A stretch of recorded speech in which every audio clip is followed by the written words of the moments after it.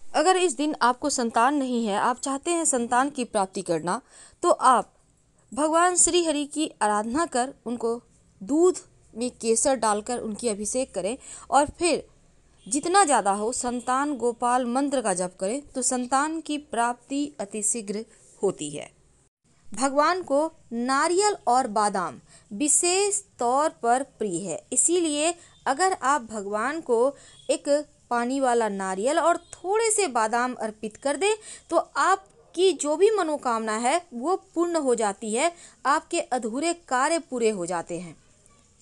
अगर आप चाहते हैं कि उनकी विशेष कृपा मिलती रहे तो वैसे आपको तो पता है किसी भी एकादशी के दिन चावल नहीं खाना चाहिए, क्योंकि इसे व्रत में वर्जित माना जाता है। वैसे तो जो व्रत नहीं रखते हैं वो भी चावल नहीं खाएंगे और बैंगन भी नहीं। अब भूल से आप अगर चावल खा लेते हैं तो द्वादशी तिथि को जरूर चावल खाइए, ऐसा करने से व्रत का फल आपको मिलता है। तो आज चूँकि हम बात कर रहे हैं कामिका एकादशी के व्रत में लहसुन, प्याज और मसूर की दाल भी नहीं खानी है, क्योंकि इन्हें तामसिक प्रवृत्ति का माना जाता है। और अगर आप व्रत रखते हैं तो पहले सुबह सुबह उठकर स्नान वगैरह कर लें, स्वच्छ वस्त्र धारण करें और सारा दिन ओम नमो भगवते वासुदेवाय यानी कि भगवान श्री हरि विष्णु का स्मरण करते रहें। अगर संभव हो तो रात में जागरण कर सकते हैं, लेकिन कथा जरूर सुनिएगा। और कामिका एकादशी व्रत की शुरुआत 10वीं तिथि से होती है जो द्वादशी तिथि तक चलती है। ऐसे में आप 3 दिन का पालन करते हैं तो व्रत का पूरा फल मिलता है। लेकिन एकादशी तिथि के दिन दातून भूल कर भी इस्तेमाल ना करें और ना ही किसी पेड़ पौधे के टहनी को तोड़ें। अब चूंकि एकादशी तिथि है तो तुलसी के पत्ते भी मत तोड़िए, एक दिन पहले से तोड़ कर रख लें और इस दिन तुलसी भी नहीं खाना चाहिए। भगवान श्री हरि का मंत्र जितना ज़्यादा हो उतना ज़्यादा जप करें, भाग्य को बल मिलेगा। और भगवान श्री हरि जो एकादशी तिथि के दिन पान, सुपारी, लौंग, नारियल, पीले रंग की मिठाई उनको जरूर अर्पित करें। देखिए, एकादशी की कथा भगवान श्री कृष्ण ने धर्मराज युधिष्ठिर को सुनाई थी और इसके पहले मुनि वशिष्ठ ने राजा दिलीप को सुनाई थी, जिसे सुनकर उन्हें पापों से मुक्ति मिली थी और मोक्ष की प्राप्ति हुई थी।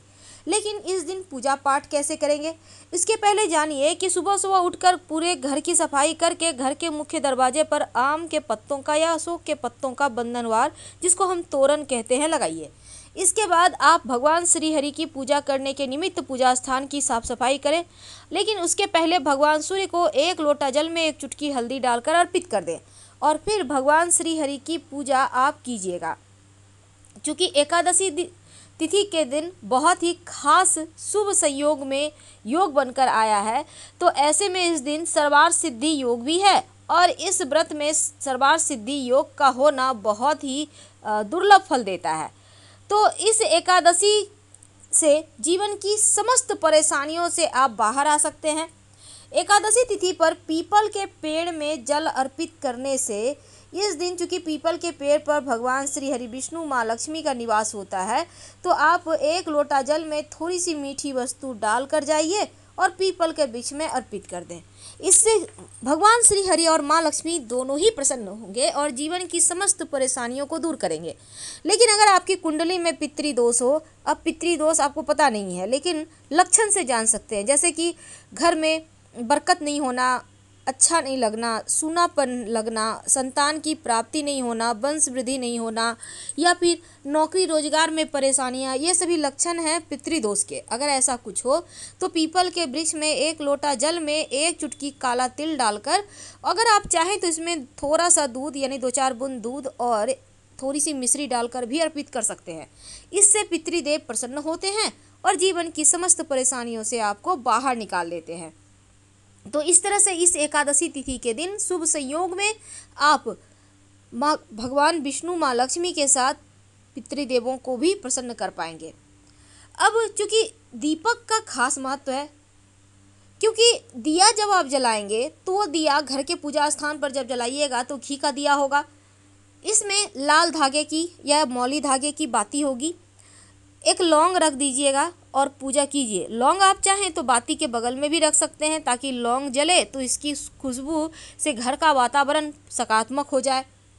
आप अगर चाहें तो घी में भी रख सकते हैं, आपकी मर्जी पर है।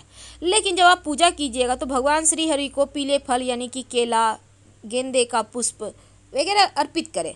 और इसके साथ ही जब आप चावल अर्पित कीजिएगा तो सफ़ेद चावल नहीं अर्पित करना है, उसको हल्दी से कलर करके या कुमकुम से कलर करके ही अर्पित कीजिएगा।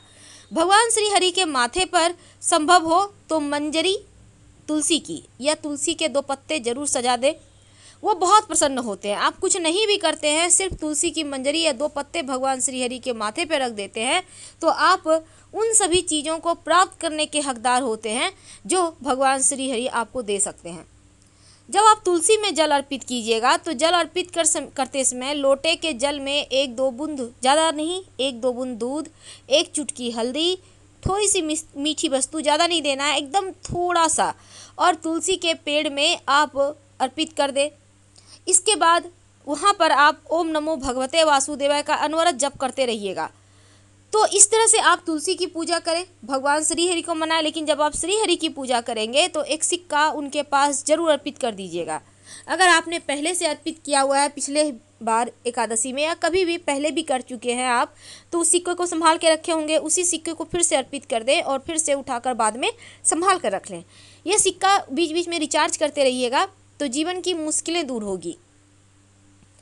तो ये छोटे से प्रयोग हैं, लेकिन आज हम आपको एक खास प्रयोग बताएंगे। क्योंकि बहुत ही शुभ और दुर्लभ संयोग के साथ ये एकादशी आई है, इसलिए शिवलिंग पर दूध जरूर अर्पित करें। अगर कोई विशेष मनोकामना है तो दूध में मिश्री डालकर शिवलिंग का अभिषेक करें। जीवन में कभी धन सुख की कमी नहीं होगी, व्यापार भी बढ़ेगा और घर भी आपका खूब तरक्की करेगा, घर के लोग फलेंगे फूलेंगे। इस एकादशी को आप मनाएंगे तो पीपल के पेड़ की जड़ में मीठा जल अर्पित करना है, यानी 1 लोटा जल में थोड़ी सी मिश्री डालकर अर्पित कर दें और एक दिया सरसों के तेल का जरूर जलाएं, या आप चाहे तो तिल्ली के तेल का भी जला सकते हैं। संभव हो तो पवित्र नदी सरोवर में नहाएं या फिर अपने ही घर में आप नहाने के पानी में तुलसी के पत्ते या गंगा जल डालकर नहाएं। अब भगवान श्री हरि के साथ माँ लक्ष्मी की पूजा होगी, हर आर्थिक समस्याओं से मुक्ति मिलेगी। इस दिन धनिया का विशेष प्रयोग किया जाता है। धनिया जो धन की देवी माँ लक्ष्मी को अति प्रिय है। थोड़ा सा धनिया अपने घर के पूजा स्थान पर पूरब दिशा में मिट्टी के पात्र में रख दें तो आपके जीवन में खुशियाँ आएंगी, खुशियों को नज़र नहीं लगेगी। और अगर आपने पहले से यानी कि दीपावली के दिन ही करके रखा है तो फिर आपको चेंज करने की आवश्यकता नहीं है, उसी में 2-4 दाने और डाल दीजिएगा।